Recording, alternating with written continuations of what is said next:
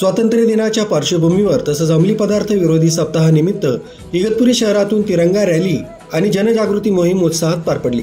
गांधी चौक इथल्या स्मारकास पोलिसांनी पुष्पहार अर्पण करून रॅलीला सुरुवात करण्यात आली। या रॅलीत इगतपुरी पोलीस ठाणे, लोहमार्ग पोलीस ठाणे तसंच लिटिल ब्लॉसम स्कूलचे विद्यार्थी आणि शिक्षक यांचा सहभाग होता। विद्यार्थ्यांनी हातात नशामुक्तीचे संदेश असलेले फलक घेऊन नागरिकांना अंमली पदार्थांच्या दुष्परिणामांबाबत जागरूक केलं।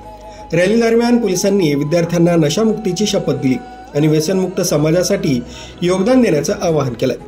संपूर्ण शहरातून काढण्यात आलेल्या या रॅलीत देशभक्तीचा उत्साह आणि सामाजिक जागरूकतेचा संदेश यांचा सुंदर संगम पाहायला मिळाला।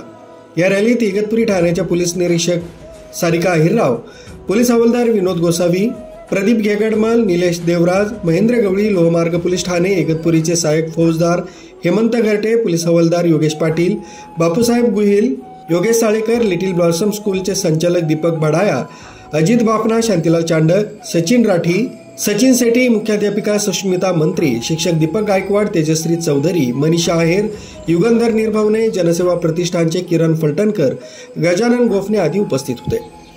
सुमित बोधक, न्यूज 7 मराठी, इगतपुरी।